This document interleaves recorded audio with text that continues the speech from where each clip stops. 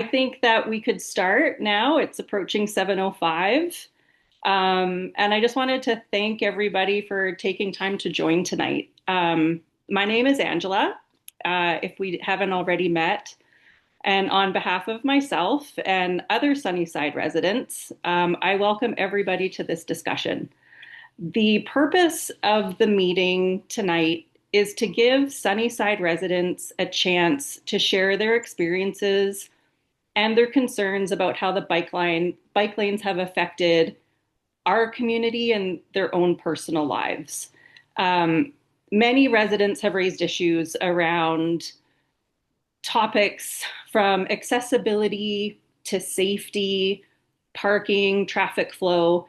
And tonight is meant to be a space for everybody who has concerns to be able to voice them.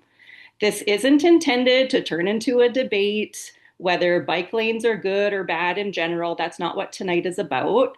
Different people have different views, and that's okay. Um, but if you're here tonight and if you're planning on discussing with everybody how much you love the bike lanes, how safe they are, if you feel this is a place for um, cheerleading the bike lanes, this isn't the platform for that tonight. You're welcome to stay and you're welcome to listen to your neighbors and fellow Sunnyside residents. But tonight we're focusing specifically on the negative impacts that people here are experiencing and discussing perhaps steps we might want to take as a neighborhood moving forward. So that's what tonight's about. Um, and I just want to be clear. Um, this isn't about being against cycling or bike lanes. And I also want to be clear that I'm not saying that everybody in Sunnyside has been negatively affected by these bike lanes either. But those of us who are showing up tonight feel that we are. So, and we are, I would assume that most of us here too support safer transportation options. Um, but tonight we're going to talk about the design and location of these bike lanes and how they're affecting our neighborhood, and if we want to see adjustments to be made. I'm just going to ask everybody to be respectful, give others a chance to speak. We have lots of time. If everybody would like to speak, that's great. The goal is to listen to each other, identify common concerns, see if there are constructive ways that we can raise those to the city. Um, so thanks again for being here and being willing to take part in the conversation. So I invite people to share their concerns. You can raise a hand and I'll call on you, or if there's a lull in the conversation, feel free to speak up. Feel free to chime in. We'd love to hear what you have to say.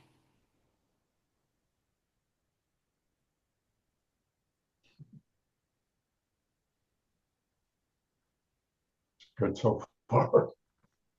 Yeah, hello, it's David and Jamie. If we don't mind, we can go say, is everyone there? Yeah, go for it, David Okay. and Jamie. Yeah, I mean, first of all, yeah, we're big bikers, so we enjoy biking and everything like that. But definitely the bike lanes have negatively impacted us. We live right on Second Avenue, and we have the driveway. We're in Sunnyside Point condos, and we have the driveways that go underground or under the house. Oh, okay. So our driveways are, the bike lane literally goes right in front of our houses. There's three condos here, and that's the only spot where the new curb isn't. One thing we're negatively affected by is that our in front of our house and our two neighbors is basically the new stopping point for all the couriers, Uber Eats, Skip the Dishes, any delivery. They all stop in front of our house now and block the driveways because there's nowhere else to stop in the street. Right. So that's a negative impact there. We've lost parking, of course, all the way from the four-way stop to our house, which is about a good 100 feet plus another 30 or 40 feet to the other side. So where we used to be able to park right in front of our house now, if we're lucky, we're parking 40 feet away from our house and sometimes another 100 feet away from the house. Um, the bike lanes don't get cleaned, or if they do clean them, they push all the snow onto the new curb that they built. Slippery. and it's very slippery. You can't see it when it's snow on it, and they pile the snow up in there about a foot and a half high, and you can't get in and out of your passenger door as well when they do that. And then you literally have to walk on the street for 40 or 50 feet just to get to your vehicle because it's not, because there's no other way to get there. And it's dangerous because how narrow the street is now. I've also got a small vending business I run out of my house. So now I can't, I used to be able to load right in front of my house. You can't do that anymore.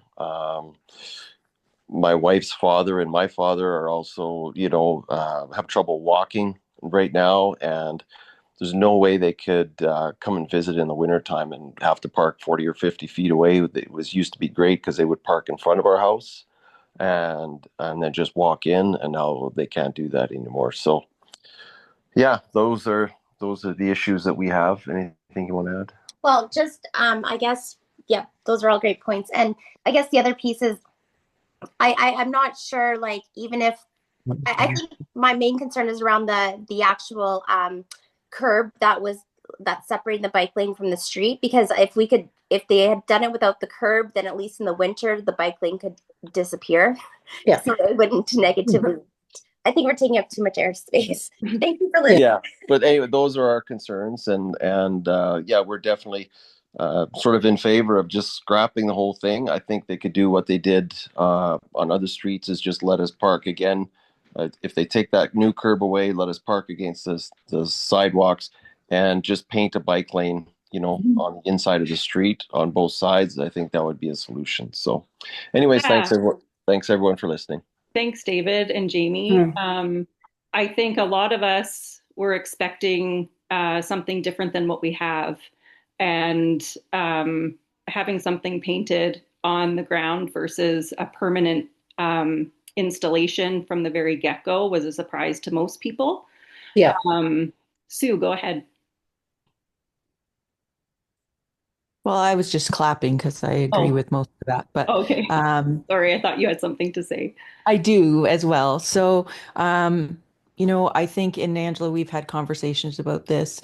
I think, and I've talked to a few Sunnyside residents were originally in support of having some mitigation for the speeding that goes on Second and Seventh. Yeah. The shortcutting here. And so, this was initially brought forward as a solution to that problem, which I didn't necessarily disagree with. I live on the corner of 7th and 5th, and we get so much shortcutting traffic through here. There's racing vehicles all hours of the day and night. I'm sure everybody who fronts 2nd and 7th feels the same way. Here's screeching tires, here's people racing.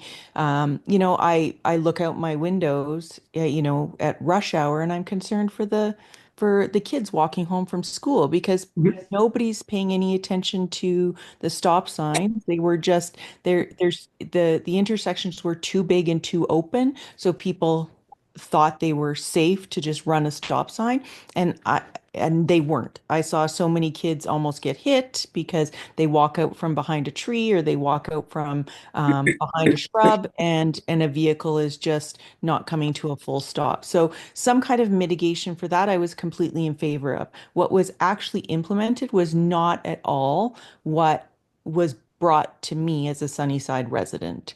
This, from David talked about how much their parking has been impacted. Well, we have less than half the parking from 5A through to the co-op that we used to have here. And so while I have a garage, not everybody on 7th Avenue has a garage. We have quite a few homes that don't have alley access. So there is no option for them to park anywhere else but on the street.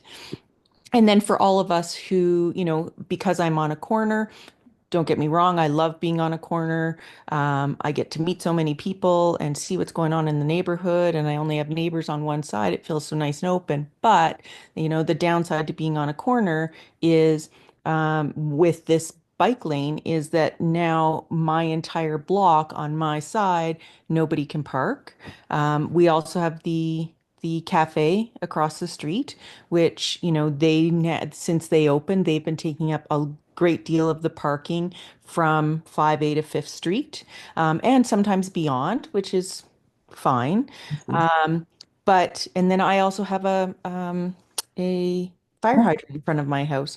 So when my parents who are in their 80s come to visit, particularly in the winter, I get concerned about them because now they're parking almost a full block away in order to find parking. And then they're walking on, sidewalks that aren't necessarily cleared well. And I'm not, blaming anybody for that. It's the melting that happens. It's Calgary weather.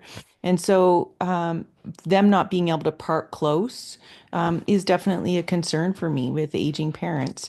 And I think, the city, I didn't see any traffic studies done for these bike lanes. I didn't see any pneumatic tubes, which the city does typically for movement of vehicles and movement of bikes. I didn't see any vehicles counting parked cars or people traveling as pedestrians or as bikers through this neighborhood to determine that we really needed the size and permanency of the bike lanes that we currently have. So I saw no rationale for that. And of course, what little information I did garner, because I'm not a big Facebook person. I go on probably twice a month, and of course, we all know Facebook. You don't necessarily see the things that you should be seeing. You see what they want you to see. So I saw nothing about how this was going to be implemented the way it was actually implemented, and I was very disappointed to see the permanency of it, Yeah. especially when it was such a huge project. But I've taken enough airtime, so it's somebody else's turn. Thanks, Sue. Those are all super valid points.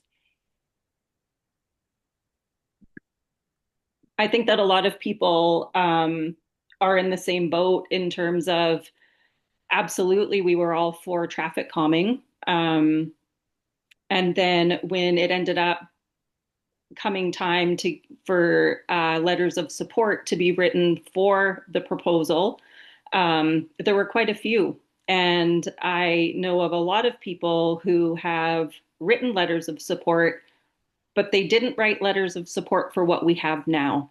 And so that data that was gathered in terms of having 300 letters of support and 12 letters against, I would have loved to know personally that there was even a call for letters. So speaking of using Facebook as a communication tool, it's very undemocratic. Using community centers in order to get information to residents, I don't think it works. I personally did not receive any face-to-face communication from the city until they knocked on my door and said, "Hey, it's a done deal. We're getting bike lanes. Aren't you excited?" And my answer was, "Really? Where am I going to plug in my car?" So I think there was a huge communication breakdown. I think there was a very big lack of due diligence, my opinion. But I welcome someone else to take the floor. I have a concern about, I know it's, no, I'm not muted anymore, but I'm concerned, I don't know if you can hear me. Yeah. I'm concerned about when they have the new building going down, that's 120 units, how it's going to condense it even more. We're going to be more like just overrun. Where's the planning for the parking for that if they've taken so many spots out already? Are you talking about Container Park? Yeah, that's supposed to be a 120 unit building, I've heard. And like, what's the plan? Where are they going to park?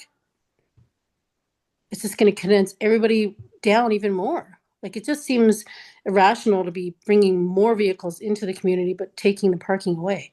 Well, yeah, I don't think that those things can happen simultaneously, but that seems to be the case. Whether it's 120 unit development at Container Park or over on 7th Avenue, that replacing one home with 12 units and 6 parking spots. Like,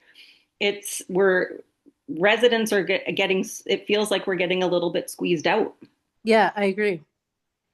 it won't be, sorry I interrupted.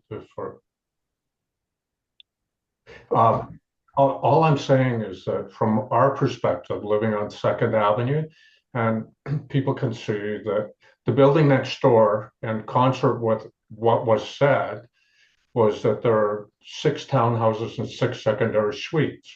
So from our perspective, we have a garage, no problem, but we'll never park out front again. It's over. And the other thing too that baffled me was that when it gets to co-op housing, it comes to an end. So what people do is they ride their bike down 4th Street and then they head on the sidewalk. And believe me, being a runner and coming back on that sidewalk, I see that all the time. The other thing, I just want to reflect back for a couple minutes, and that is in on August 21st of 2024, there was a Zoom meeting, and there was a character of people who lived on Second Avenue, and the city presented for 28 minutes, and we as residents talked for an hour 10. We were supposed to have all of that video and the Zoom meeting and everything for us for 30 days. Funny thing was, the city's portion of it stayed, but the hour 10 minutes of ours, they lost, so that we had nothing. We couldn't go back and send it to friends or send it to people in the neighborhood. So that was a problem.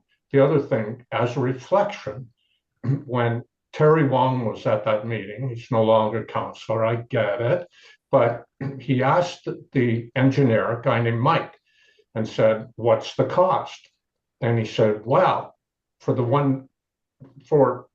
project, and especially if they take the boulevards out in front of our house, the cost was, we'll just say what the number should have been, but it was 2.6 million.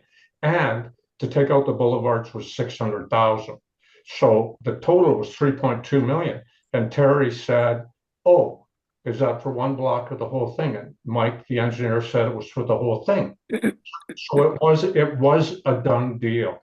And there was one of the neighbors was close to the lady who was part of the city doing this, and it was a done deal from the beginning. So parking is gone. And again, comments on safety, with the snow. And I know it's winter time, but I watch people trying to get out, mainly because I have my computer upstairs and I have an excellent view of watching Second Avenue. They can't get out of their cars. I know we said that. Passenger side, forget it. The other thing too is I have a strong passion for the little kids going to school. And what's happening, and this is Sunnyside School, this is elementary school. It's a major thoroughfare for that. You know what the little ones do? They walk on the bike path. Is that normal? You're darn right it is, because it's an experiment for them, right? So we have to be very concerned about that. I watch people who go the wrong way down the bike lane. It's all of a sudden they own it. So from my perspective, a lot of money spent on something and back to one comment that was made about speed. In fact, people who slow down for a moment get frustrated and then zoom.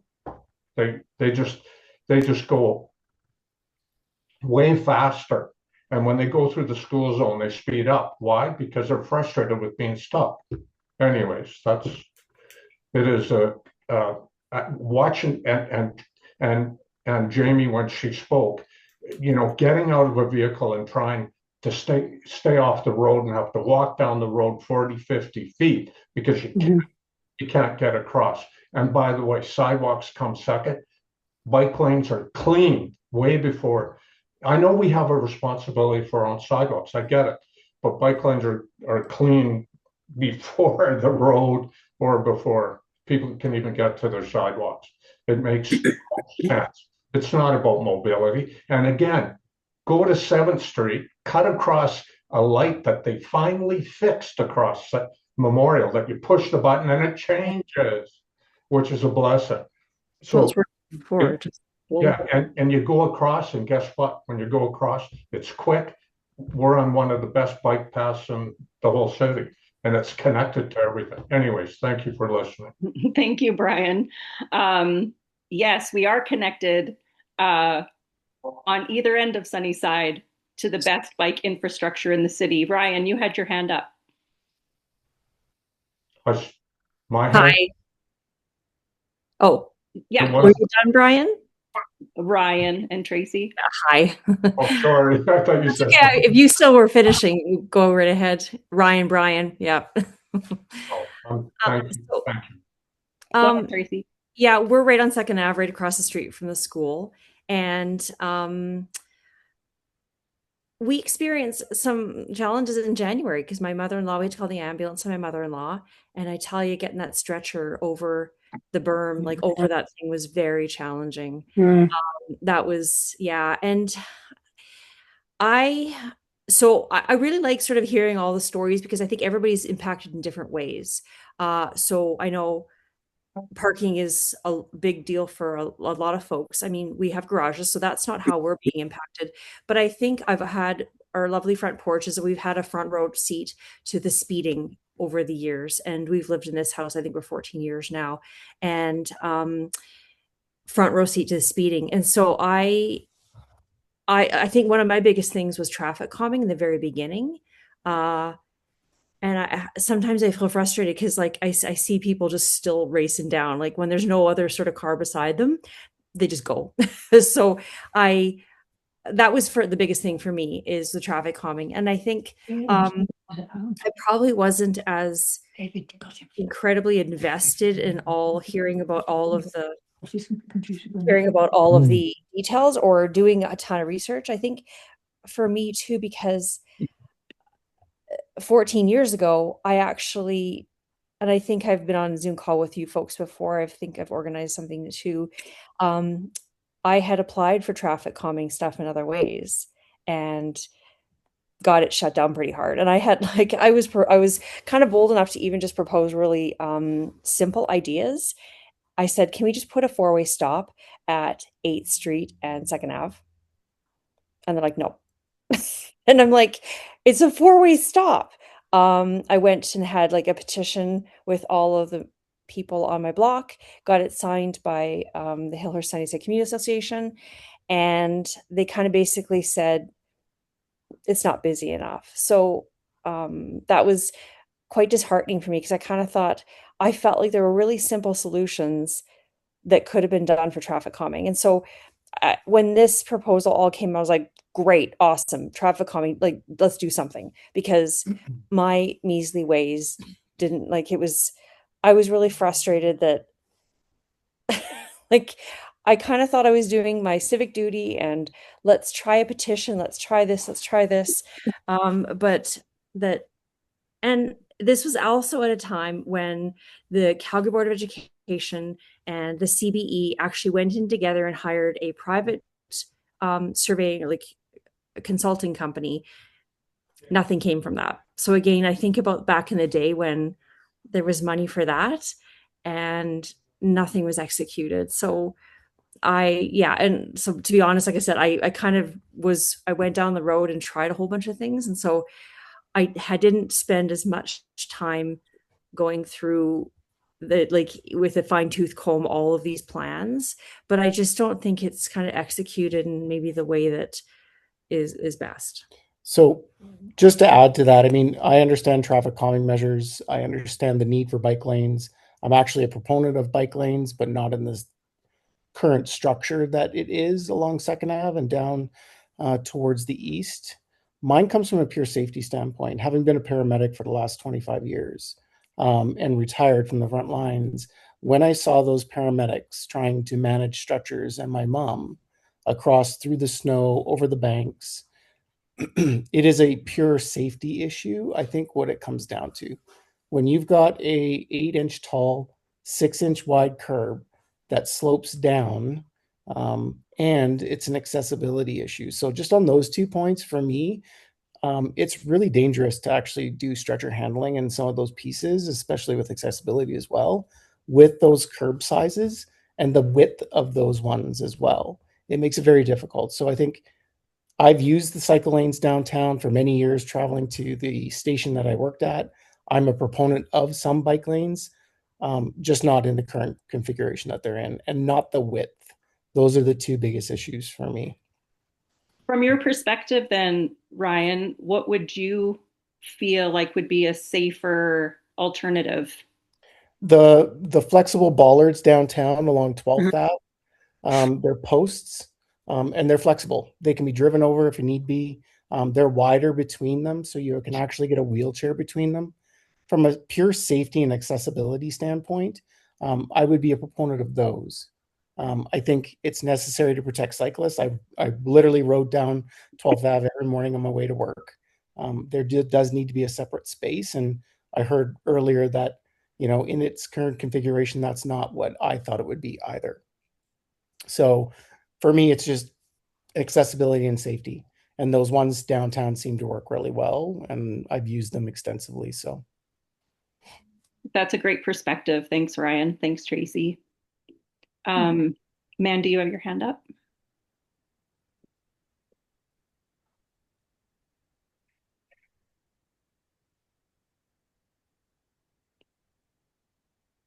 I think you're muted, Mandy.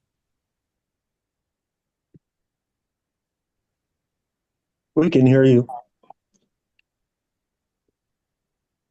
Okay, I think I hit unmute. There we go. Sorry, everyone.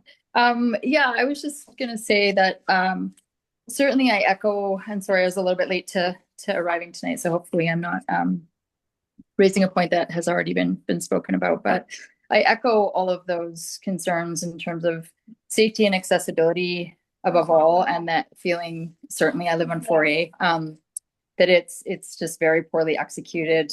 Yeah, in terms of the width. I was involved in all of those discussions when they were talking about, I know they did a whole study on, you know, what was sort of the most effective element that would slow people down. And I know what emerged was the width of the road. The wider the road, people feel like they can just fly down it. So I understand they were trying to mitigate that, as well as provide additional cycle lanes, which I'm generally also a proponent of, but yeah, just do not feel that they were done well. But I think in terms of, you know, there was other elements that could have certainly, I think, been quite effective in slowing the speed. Even that one single speed bump that they put in over on 3rd. I don't know how many people travel that way, but I think that's quite effective over there. But the other sort of main point that I just wanted to speak to, I don't know, please interject if anyone else has already raised this, is just how does everyone feel from the standpoint of, I guess, the feeling of our community, and that being a main thoroughway that we all travel down with, like, we counted the other day, and I think just on the one side in a 2-block sort of radius, there was 33 signs. And if anyone can speak to that and educate me on why that's a necessity, or if that's a necessity, I'd love to hear somebody's perspective, because I just think that our road is littered with signs now, and it's just like, it hurts me to look at. Like, I just feel, I know it's secondary to the safety and accessibility aspects, but I do feel it's still, you know, like for me, it's the feeling of our community has changed. And I asked the actual guys that were putting up the 87 signs one day, and they said, oh, you know, it's not our say, we have nothing to do with it. It comes from all the planners, of course. But I said, why is it that other bike lanes in the city seem to not, you know, they're sort of trusting people's ability to discern and to read a sign, and then maybe infer that this many feet ahead and behind the same, you know, principle that the sign is speaking to applies. Like, why is it that we have so many signs? I've never seen anything like it anywhere else in the city. So just another, I guess, point and curiosity. Wilder sweetheart. That I would just be curious if anyone else can speak to why that's necessary or how they feel about it. It's my pretend. Yeah, if anyone has any comments on that, David, go for it.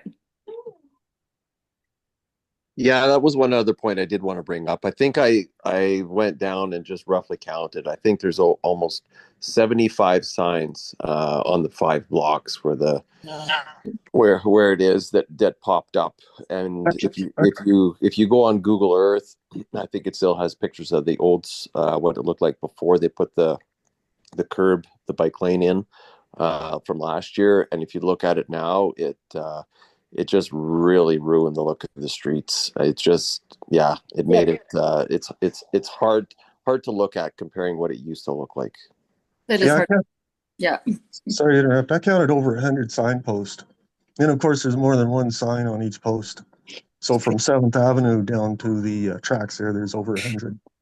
Oh yeah, for sure. There's over 100, but I think it's, yeah, like I counted, like there was 75 new signs, sort of thing. Oh, Yeah, 75 exactly. new. Sure. Yeah, like new ones. Sure. Yeah. So Yeah, I agree. There's gotcha. probably well over 100 in total. Yeah. Yeah. Yeah, and it just can't be necessary. Like from the standpoint of the actual bike lanes, I think now we're at a place where we're going to have to figure out how to integrate them or how they can be approved upon as permanent structures. I don't know what that looks like, but the sign thing, I would hope we maybe still have some say in, and they can change. I don't know though enough about that, but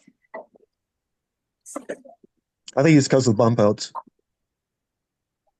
Because it's so confusing with the bump outs. You have to weave in and out. You can't go in a straight line.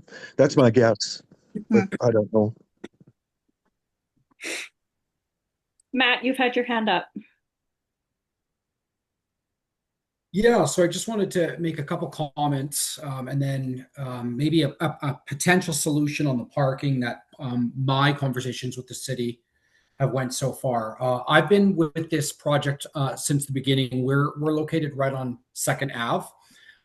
And from my lens, and I was actively involved with the project following it, I thought the city did a pretty good job of well informing the residents of what the project would be. So I was well aware of there's going to be changes with the buses. They were going to pull a couple stops. They were going to put bump out buses. Heard anything?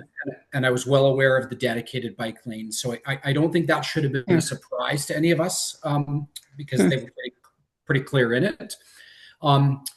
I initially tried to work with the city to get the bus stop relocated because we were uncomfortable having a bus stop right in front of our house because that completely takes away parking. Not only do you have the parking that is limited with the bike lane now, but with a bus lane in front, you completely lost parking in front of your house.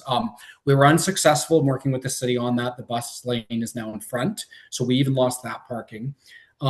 What we did do though is I emailed and I could include her. Her name was Amanda McAllister. She's a traffic control parking about the signage. And what we used to have in our resident was dedicated permit parking. So only permit holders could park in front of our residence. Now it's 2 hour. The city really felt that the 2 hour permit parking or parking was the same as permit parking, but we've lost a lot of traffic with that 2 hours. So we requested, can we have permit parking only put in front of our house? And the city was willing to arrange a study to see if the entire block of Second Ave could be made permit parking only. But without that study, they won't do it. And it has to warrant, they come out, they do a study, they count how many vehicles. And if it objectively meets whatever the definition is, then they'll put permit parking. But maybe we as a community could come together and say, is it possible that we could have more dedicated permit parking? Because I hear your concerns about the signs. It is insane when you drive down Second Ave. Like it's overwhelming. But I feel part of that happens to do with, you'll have one half of a block of permit parking and then 2 hour, and then another block of permit, and then they got to put another sign that says 2 hours. So I feel that since we have such variety of 2 hour parking, permit parking, because some people are successful, no parking, it adds to excess signs versus if maybe all of the Second Ave corridor was just permit parking, we'd have less signs because it's clear. So that's the only issue that I've had. We did unfortunately lose parking in front of our residents to the bus stop. We've now lost parking to the 2 hour because we have residents that always park and I'll watch them.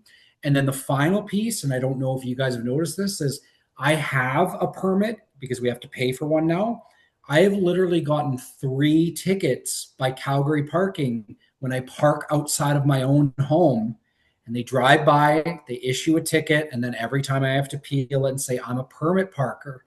And of course, they're always very amicable to take it away, but I still have to go through those steps every time because the city doesn't check. They just drive, they see, they've been over there 2 hours and they give a ticket. But my only solution maybe for the group is, and I'll put Amanda McAllister, the traffic control at the city, of maybe perhaps we want to look into a study to see if the block can warrant permit only parking, which would alleviate some parking. Not much though. Thank you, Matt. I think the permit, sorry to interrupt, I don't have an option here to raise my hand. But I think, I benefit from the 2 hour parking for visitors because it's hard for visitors to come in now because we've lost so much space. Yeah. And so anyway, I think that that needs to be done, with a careful study and make sure that it doesn't harm one to benefit the others. And I'm on the floor here, I'd also like to question. I was just wondering if anybody, like everybody's concerned about the speed of the traffic, and I was wondering if there's ever been any pedestrians or cyclists hit.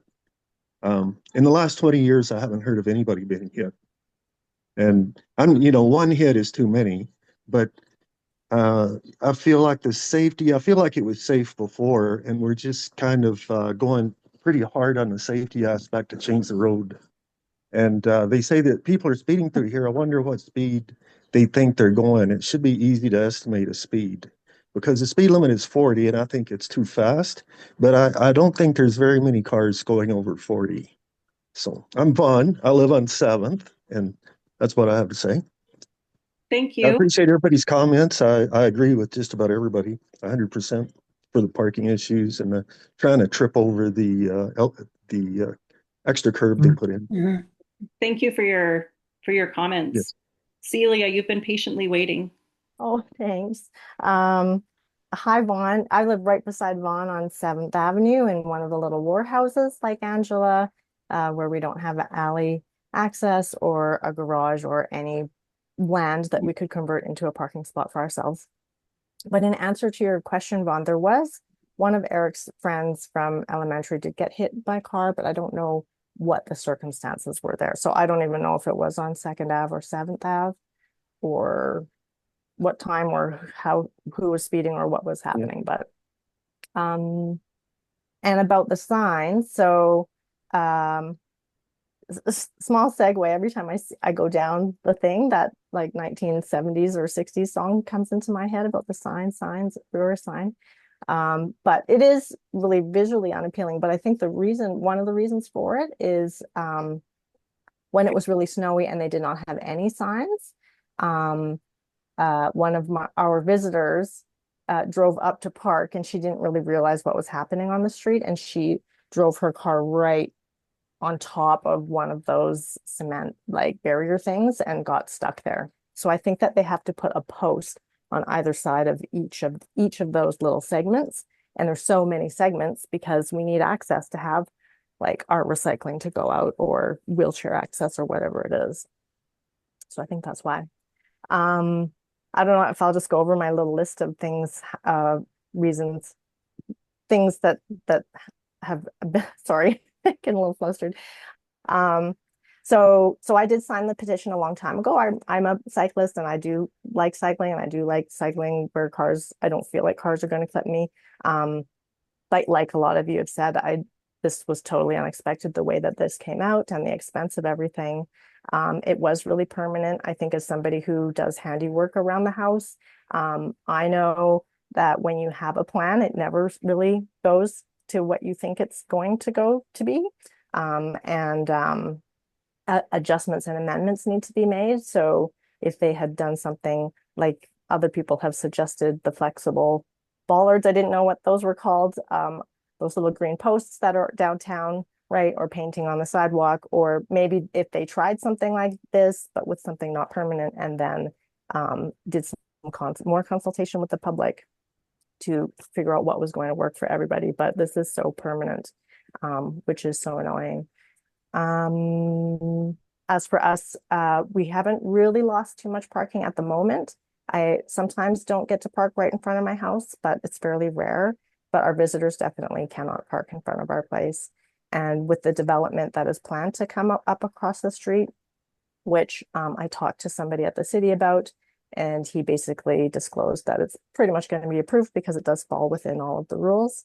Even though there's going to be 6 units plus 6 secondary suites. And so the number of cars that are going to come in after the bike lane has come in, that drives me nuts. Just the idea that we are making sacrifices to improve accessibility and we're getting negative impacts, and then we're just getting squeezed and squeezed. And honestly, I feel like we're being punished because like our little houses that don't have alleyways were designed at a time when there was a horse and cart that might have been parked outside of our places, right?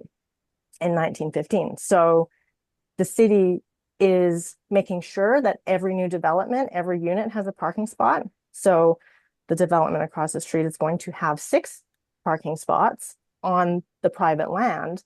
So the city recognizes that parking spots are important, but because our houses were created at a time when this type of city design was not even a thought at all, I do kind of feel like we are getting almost squeezed out of the neighborhood. And it's really unfortunate because I mean, it's not like I can afford to go anyways, but I would say that out of the houses that do have no alleyway parking and no garage, I feel like we're really strong community members, and we've been here a long time. So there's my soapbox about not having a garage or alley access and how I feel like we've been treated. But I guess I'll just quickly say, I know for sure that people in the cooperatives do not want to have bikes cutting through that little jig-jog chain link thing. They don't want that. But where else is anybody going to go? And the bike lanes lead to nowhere. Yeah. Yeah. Yeah. Probably a better place would have been down by Ansem Cafe to connect to the bike lanes. I know that does nothing for anybody on Second Avenue, but I mean, as far as a logical place to connect to a bike lane, that would have been a good place. And you're talking about connecting to the rec trails at the base of the bluff. Yeah. Yeah. Seems very logical. Yeah. Yeah. And then just another complaint, Angela, you already mentioned you're going to plug in your car. And so we have the same problem. And yeah, basically, I just kind of wonder in general, I know about the development, that one of the reasons why the city is pushing so many inner city developments right now is because they're getting a federal funding piece as long as they meet certain requirements, like certain numbers. So they're trying to like raise their measurements or their metrics so that they get enough. Oh yes, we're putting in this many developments, therefore we get the federal funding. And I kind of wonder if there's not a similar thing that has to do with greenifying a city or like putting in bike lanes or accessibility. And so I wonder if the residents are competing with money, basically. Okay, I'm done. Thank you, Celia. When you're talking about the development, you're talking about the development north of your house, right? Yeah. So is my screen showing the map of East Sunnyside right now? Okay. So Celia lives in one of the 4 homes that are in the bottom right of that particular map. I myself live on one of the other 3 that are shown more in the center of the map. And just for approximate, like it's an approximate numbers game here, but in this 3-block radius, we know parking on the street does not belong to homeowners. We know that. We're not silly. But what you can see in this screen share is that we've gone in East, I call us East Sunnyside, those of us who live on 7th Avenue. We've gone from 50 street parking spots to 12. And in that same stretch, there are 3 homes that Celia was referring to where, we are celebrated by the city and by people that we're keeping the historical nature of our homes, which do not include a back alley, do not include a garage, do not include a parking spot. Yet simultaneously, our access to parking is being taken away, knowing full well it does not belong to us. But it's still where we park our cars. And some people would argue cars are the problem. And I know this group here does not believe that to be true. So in front, just north of those 4 homes that are yellow in the bottom right of your screen, that is where the 12-unit development is going up. So 6 units with 6 secondary suites with only 6 parking spots, because you only need half of a parking spot per unit, according to Riley Park or Riley Heritage Guidelines, I believe. So I would like to know, out of these 12 spots, that are available, where everybody is going to park, knowing full well that very rarely does one home only have one vehicle. And that we have Yeah. 7 homes right now, and then we're going to add another 6 homes to this little stretch of Sunnyside without parking. Food for thought.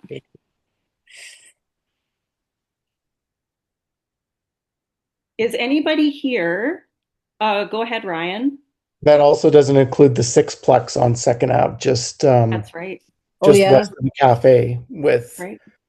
6 units there, full units with no garages as far as I know. I know, Yeah. and so that's really perplexing, and I feel the same way as Celia mentioned. You know, a lot of us that live in Sunnyside, we've lived here for a long time, and we're active and contributing members to the neighborhood, and it really does feel a bit like a slap in the face, knowing that there could be more thought, there could be more respect for the people that live in the neighborhood, but money does talk. Development is where it's at. Um, but I do believe that when you live inner city, you can't get away from increased density, right? We wouldn't be living inner city if we were against an increase in density. But I also feel that it can be done really thoughtfully, really respectfully, and not slapping people in the face. I feel very much slapped in the face. I also got a parking ticket. I had a visit from bylaw last night because instead of somebody in Sunnyside talking to me about the extension cord that has gone from my front porch to the tree on my boulevard so I can plug my car in the winter, I've done that every winter since 2009, someone decided to call bylaw on me. At any rate, the things we deal with when we live in homes that don't have on-site parking. I digress. Does anyone have anything else they'd like to contribute? Yeah, I would. The just being a runner all my life, I can tell you that just as a side comment, the bike lanes are cleaned everywhere first and way first. And so being someone that's on a pathway that you have to when you go between 14th Street and 10th Street, they don't clean that small bike path. That's part of it. In terms of engage, the engagement wasn't about listening to what we had to say. The engagement was telling us what they were going to do. And they did it, and they went ahead and did it. And they didn't, because, we met on March 3rd of 25 as well at the Legion. That was just to tell us what they're doing, what they're not going to do. When you go up to Crescent Heights and they have a bike lane there, it's a little bit different because people who live there can look out their window and they got rid of the cars, right? So on the one side of the street. The thing is, the pedestrian walkway up there is full of ice most of the time. What's clean and what I would prefer to run on is the bike lane. So the engagement of it and the cost, when I went back and said, what is the cost? How many times did I go to the city and say, please tell us how much this cost? I never get an answer.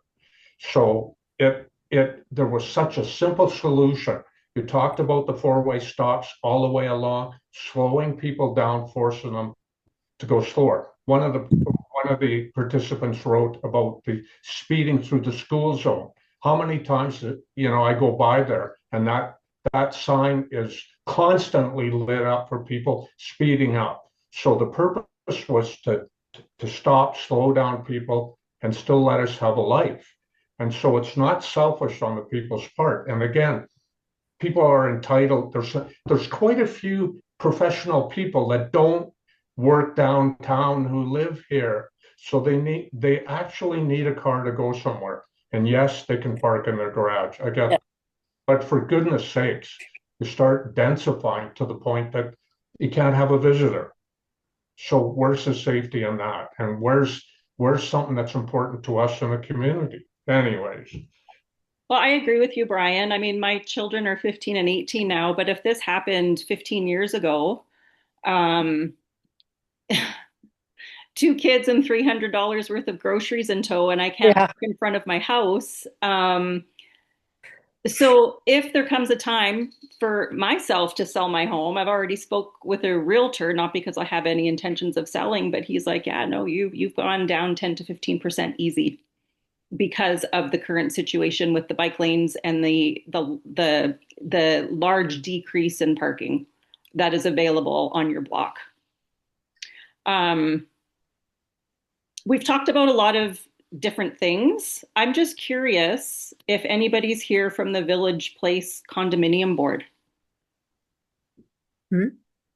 Yes, I am. Awesome. Is that Rosie? It's Rosie, yes. I'm sorry, Rosie. That's okay. I It's a was common wondering, mispronunciation. I was wondering if there was anything you would like to say.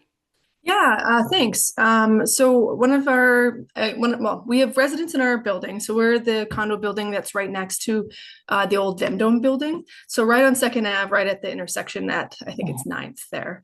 And so last year we did put in a mobility ramp to our building just to service some of our residents who require mobility accommodations. And then, of course, this year comes and we have that big curb in front of, I guess all of our dwellings, and our residents who have mobility issues don't often drive, so they require to be picked up by Uber or cabs, and then they have to be assisted over that tall curb, which is truly not possible for a lot of our residents. So then they're required to go up to the intersection, which isn't necessarily a safe place for somebody who's moving slowly and needs to be assisted into a vehicle. Especially like we've all kind of mentioned and experienced is the speed of traffic. So not a lot of consideration there. There is a loading zone, so the vehicles can pull aside, but it is still that curb. So it is something that we've had a lot of negative feedback from our residents. And I think most of us have experienced that they weren't cleaning the bike paths for much of this winter until it's like they realized they had some extra funding, and then they went down at 2 a.m. with their very loud machinery to try to clear it off. So it hasn't been well received by our residents. Yeah, undoubtedly. I think safety, mobility, as well as aging in place are really big factors for this. Of course, parking is a huge factor. But when we're talking about safety, mobility, accessibility, that's a whole different ballgame in and of itself. And it's something that I hear a lot from those who do have mobility issues. People like Sunnyside, people stay in Sunnyside for a long time because it's such a wonderful neighborhood. I suspect that aging in place is going to become a lot more difficult for people because of this extra curb that they have to navigate. And for the reasons, Rosie, that you explained, having to walk a longer distance in order to access a vehicle. Is there anybody else here who would like to speak about that topic in particular?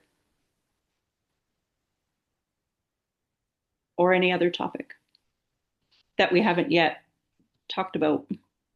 Well, one thing I would like to say again is that it isn't, putting a bunch of cars, we could sound like it's parking.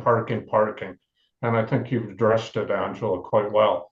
It's bigger than that. It isn't just putting, years ago, they had a situation where parking was open, right? And so what happened is First Avenue, Second, Third, all of it, people parked there and walked downtown. So what did they do? They restricted the parking by going to permits. That was the point, to bring it back, to keep the complexion of the neighborhood. That's one of the most important things. And it's about safety. So it was a simple solution to slow the traffic down, or maybe stop the cut through. That was it. And one thing that happened the other day, across the street, there was a truck doing some work at the apartment building at 6-2 Second Avenue. And, they had to get some carts off the back of the truck. And then, they had to be quite artistic in order to get their working tools onto the sidewalk so they could actually go into a building and fix it. How many times does that happen? Maybe not a lot, but it does happen. so that when you're by a sidewalk, and as the buildings have gotten older, people should be able to be mobile with delivering a service. And that's another problem. And the thing is with the cement in the winter, you can't see it. It blends with the snow before they clean the bike lane. And I've seen people drive and bump and all that kind of stuff. So it's about, to me, safety for the children is number one. And I'll tell you, anyways, thank you. Just to add to that, if people have contractors come to work at their houses, there isn't any place for them to park. It's another parking issue in addition to just people who live in the area. So if there, and this relates to aging in place, if you had caretakers or cleaners or anyone coming to assist, they don't have any place that they can park in the neighborhood. Basically, I'm on 4A Street, so we have all the people that previously parked in other areas coming on our street. So people who have paid for the parking don't have a place to park because there's other people that are parking there. And further to that, Joy, delivery vehicles, Yeah. whether they're delivering, whether it's a Prime van, UPS, or somebody delivering furniture, they're blocking the road all the time because there is no place for them to pull off. So Yeah. oftentimes, at least on 7th, I've seen it a number of times on 2nd as well, but I've run into it more just in our few blocks here because I drive that more frequently. We're down to one lane, sometimes even less than that. We're trying to work around a big cube van that's parked illegally to get down the road, or even just to get out of my alley. So I've also noticed that the little bus that comes around, the bus often can't get past a car, and so somebody has to back up or one or the other, or find a little spot that they can move into. Yeah, that happened yesterday, Joy. I watched the bus trying to get into the Sunnyside bus loop, and the driver wasn't able to do it. Yeah. And chances are, because of that, very likely on the north side of the block I'm on, the 500 block of 7th Ave, chances are they're going to take the parking away again. They took it away at the beginning because Calgary Transit had to do a study to check on the turning radius for the bus. And it's very possible that that will happen again and leave East Sunnyside with even fewer spots. I watched it yesterday. It happened. Yeah, the bus had to back up. And it was a small bus, not even a big bus. It would be interesting if they were doing studies to see how many cyclists were using the lanes and how many cars are using the roads. Yeah, wouldn't it? That's true. That's true. There's not many cyclists out there. And I know it is winter, but let's be honest, you've got half a dozen people that are affecting the whole community. Yeah, I'd like to just add to that from what I've observed. I live on 2nd Avenue, and I would say that the bike lanes are more misused than they are used. I only see a few cyclists per day actually using the bike lanes. I see cyclists, there's not many cyclists at any time of the day, but and some of them are using the bike lanes, some of them are riding in the road, and some are riding on the sidewalk, and some are riding the wrong way down the bike lane. So it's as though they're cyclists they've got the whole street, they've got the sidewalk, the bike lanes, and the roadway where the cars are supposed to be. Yeah, it's true. It doesn't make any sense. yeah. No, and to be honest, in front of my house, David, I've seen more pedestrians using the bike lanes than I've seen bikes using the bike lanes. I mean, granted, it is winter, jury's out until, spring, but that wasn't the purpose of them, right? So, and from what I see, the sidewalks are clean, so there's no reason not to use them. And when I'm talking about cyclists on the sidewalk, it's not kids. I saw a big guy, a grown-up guy, Yeah. a huge bike with fat tires, towing a trailer behind his bike. The trailer took up nearly the whole width of the sidewalk. Ridiculous. It's like when they were first cleaning the bike lanes, they pushed all the snow onto the sidewalk. Oh, wasn't that wonderful? The thing is, you're not allowed to throw it back into the bike lane. That would be discourteous. And then it's full of salt because it's on the bike lane. You throw it on your lawn. But the fact is, that's the city's snow, not our snow. So I think since we've been engaged and watched summer, spring, fall, all the seasons, there are 25 bikes, I would say, go back and forth during the day at the most. And it's not going to get bigger. And again, the key thing is if you're heading east, you go to 4th Street, and I've come back and the bikes are on the sidewalk. It's a dead end.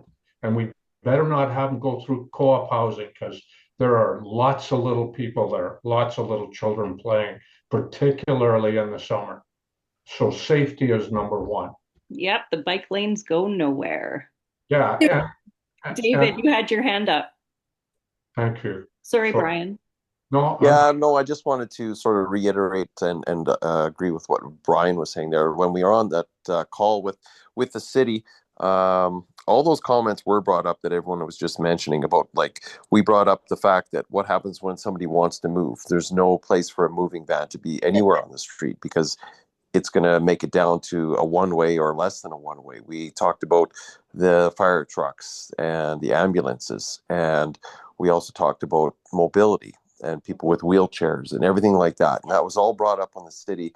And like Brian says, that 10 minutes that we got to speak to the city on the video recording was, lost. So they knew our concerns and they ignored them. Thank you. Thanks, David. We just get some jackhammers and take care of it ourselves. Well, that's a great segue, Judy. I have a group of concerned residents here about bike lanes and developments.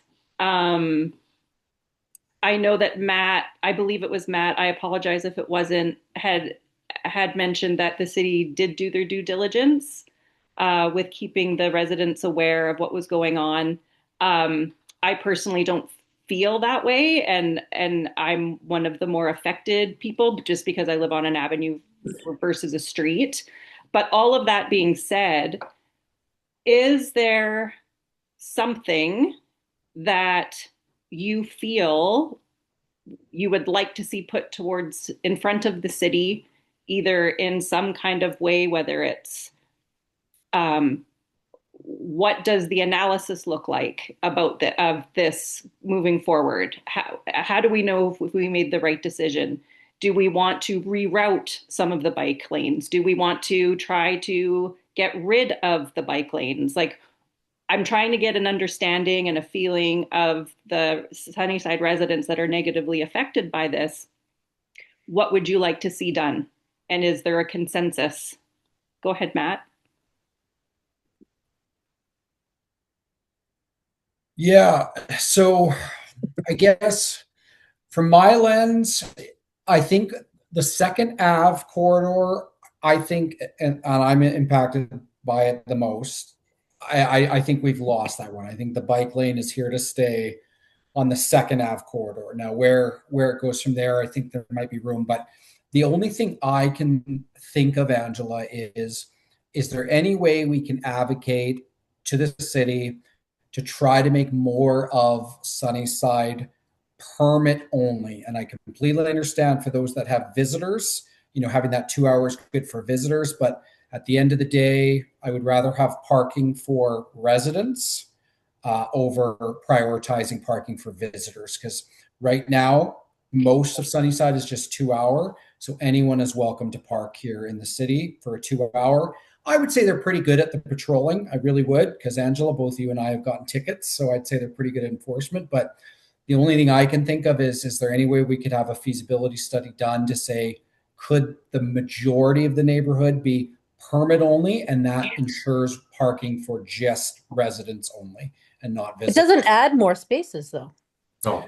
No, but So I just think want, if you don't mind, I can't put my hand up here, so I just want to jump in here. On 4A Street, we had a petition put together on the street, and we had to get, I'm sure there's somebody on 4A Street that is on this call. If something like 80 or 90% of signatures, which we did, and the city changed our parking to permit only.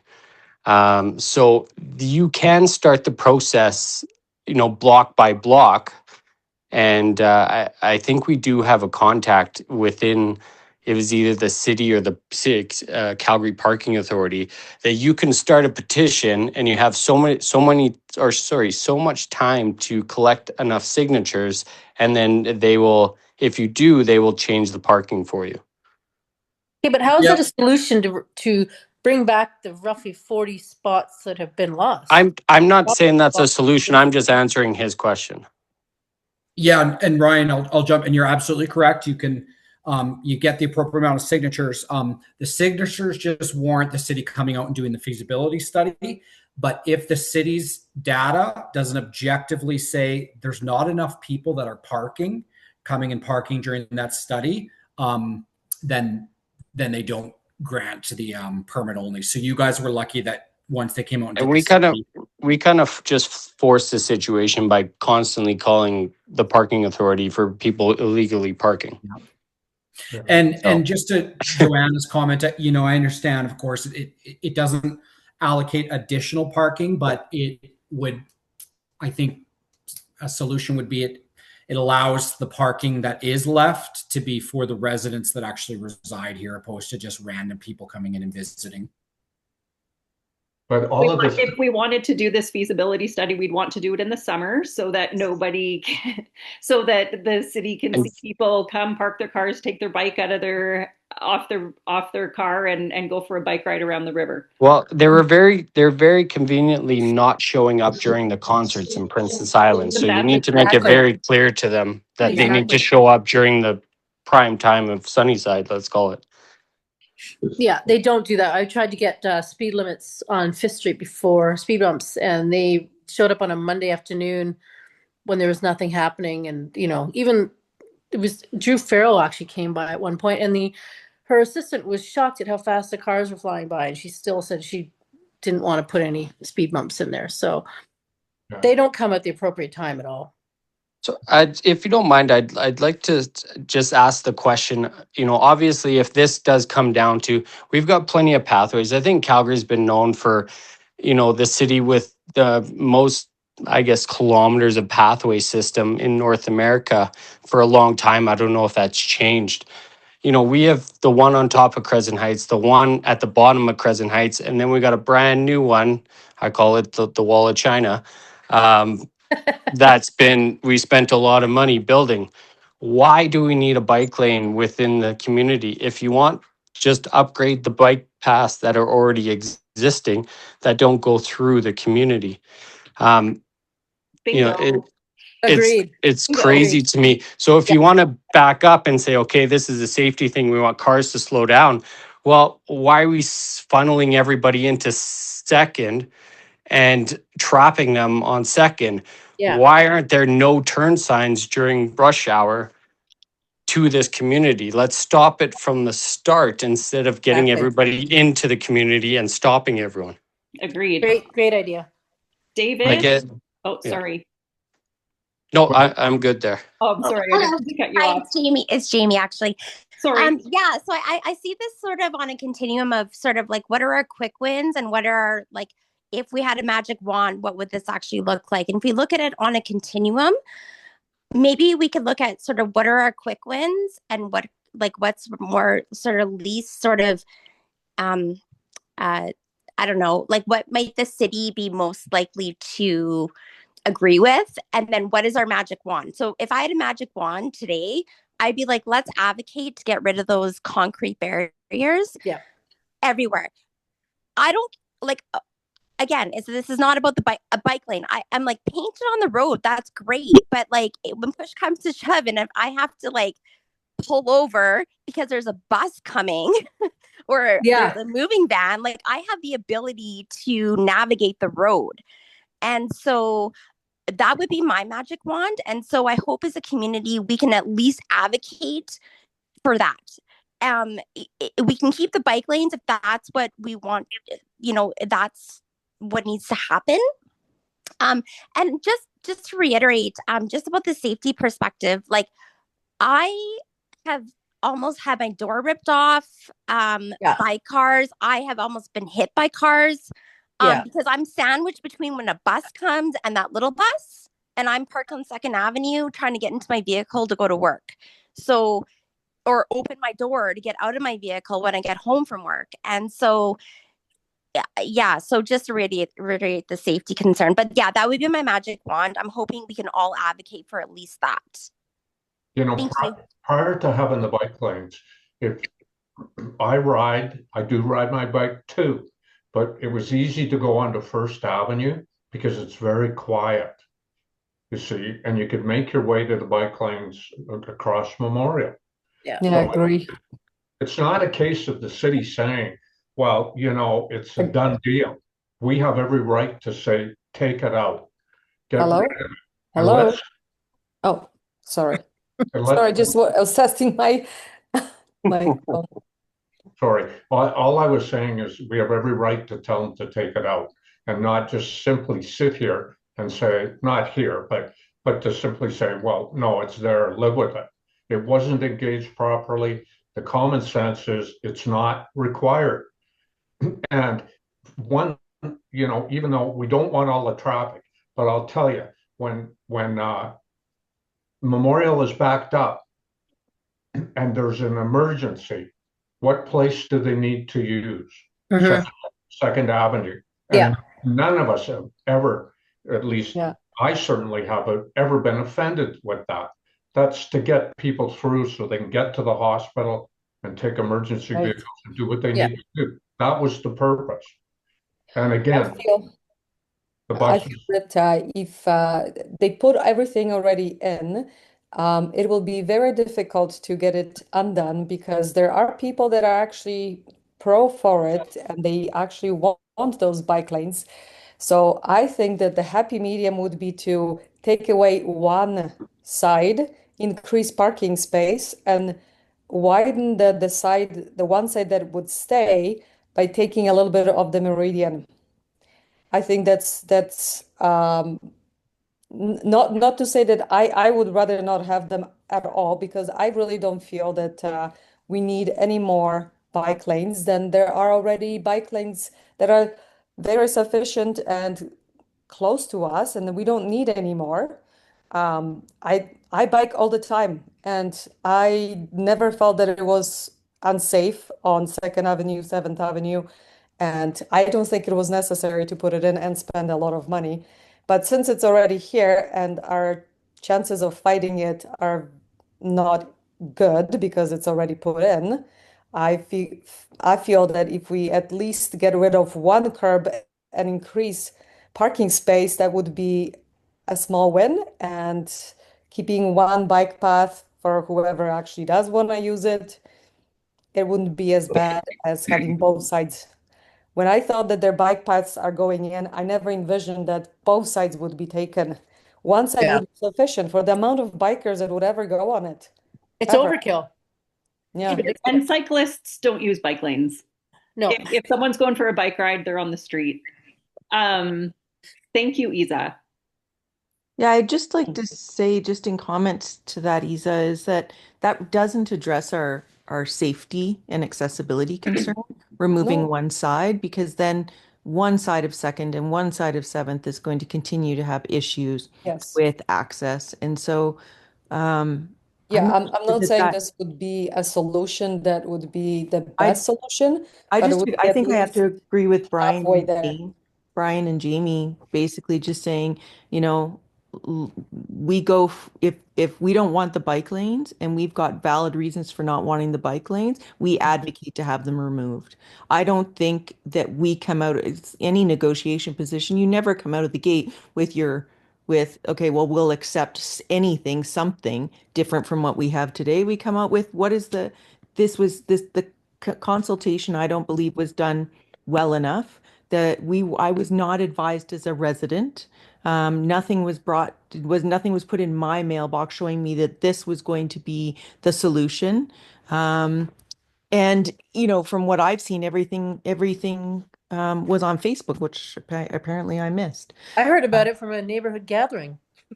Yeah, exactly. So, yeah, I think my comment back to the city would be, where's the traffic study? Where was the actual need study? And for this implementation, and for the people who supported it, did they fully appreciate and understand the reduction in accessibility, Home safe values. parking, home values? Yeah. Yeah, that's fair. Lorna, you've been patiently waiting. Hello.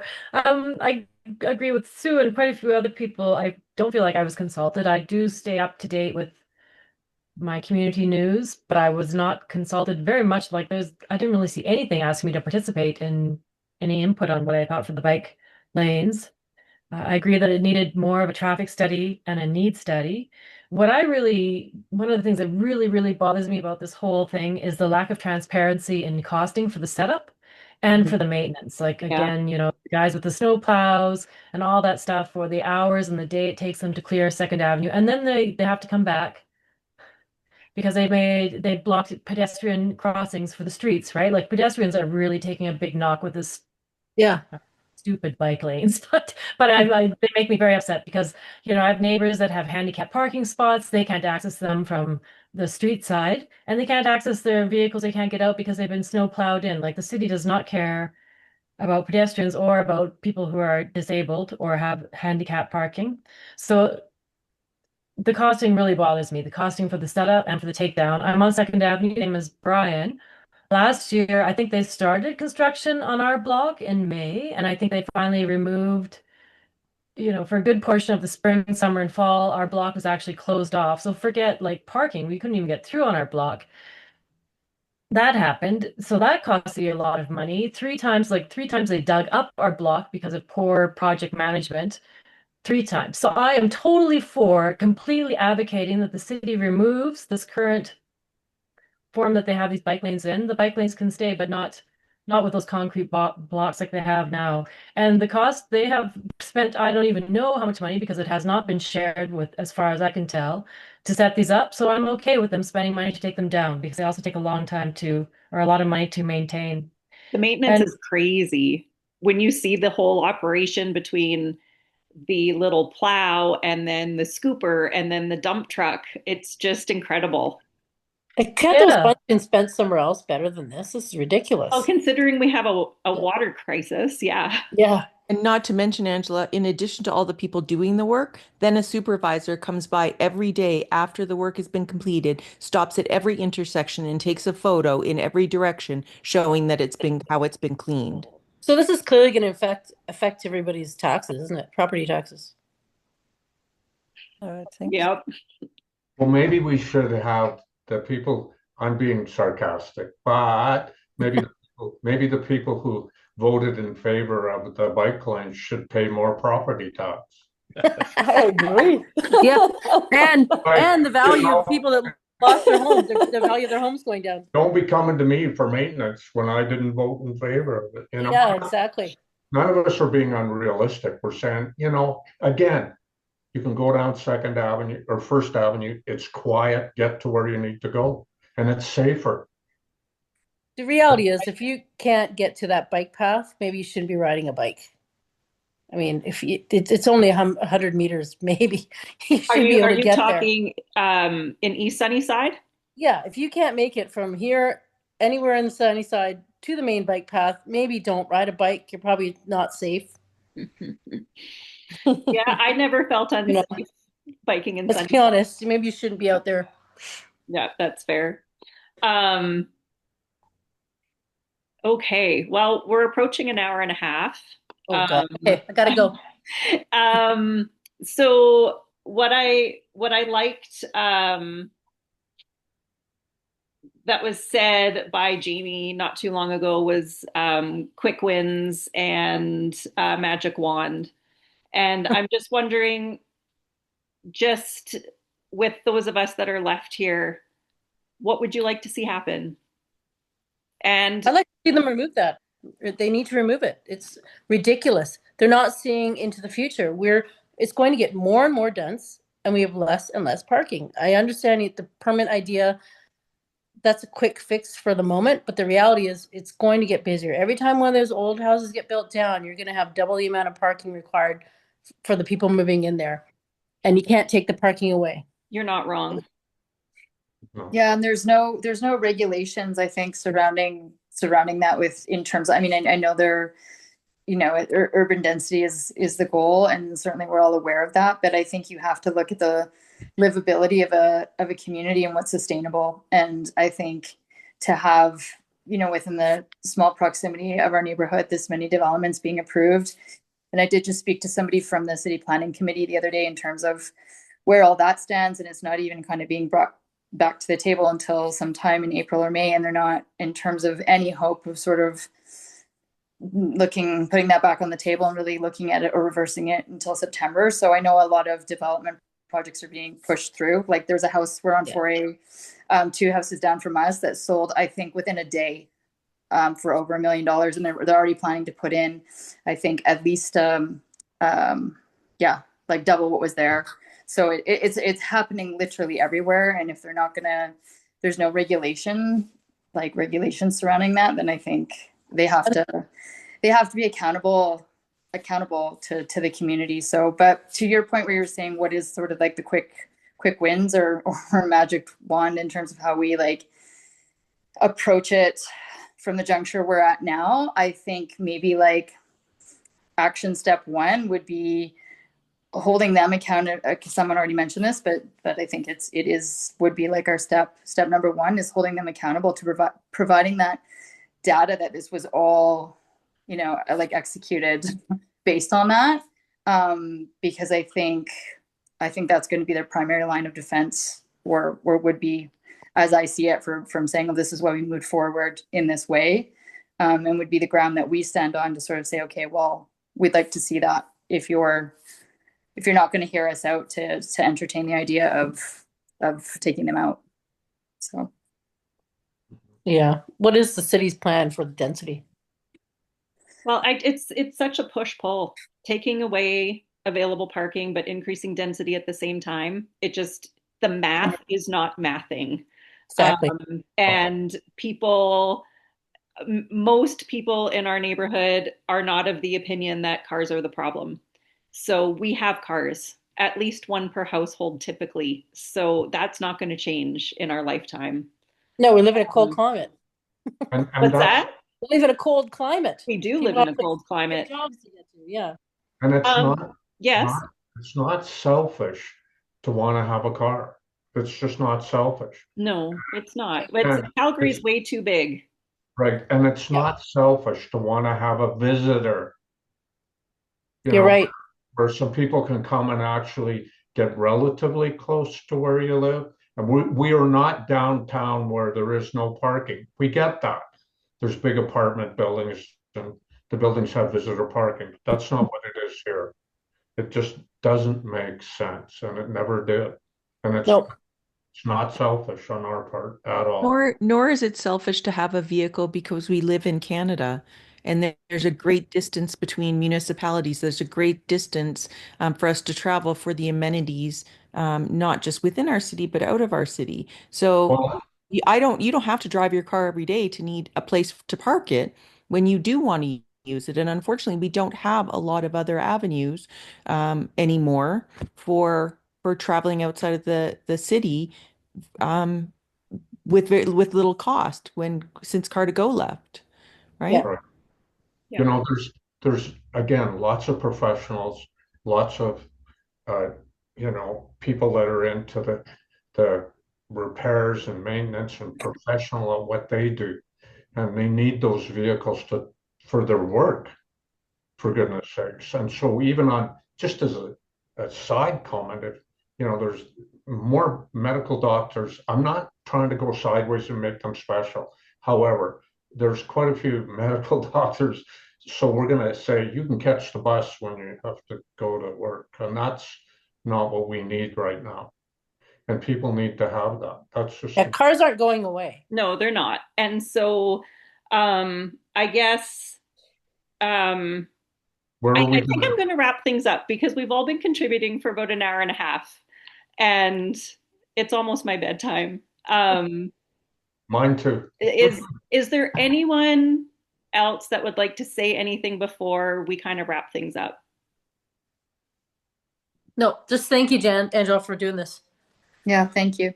Oh, you're welcome. I wasn't too sure what this was going to be or where it's going to go, but the one thing that I do ask is if you're interested in fighting the fight,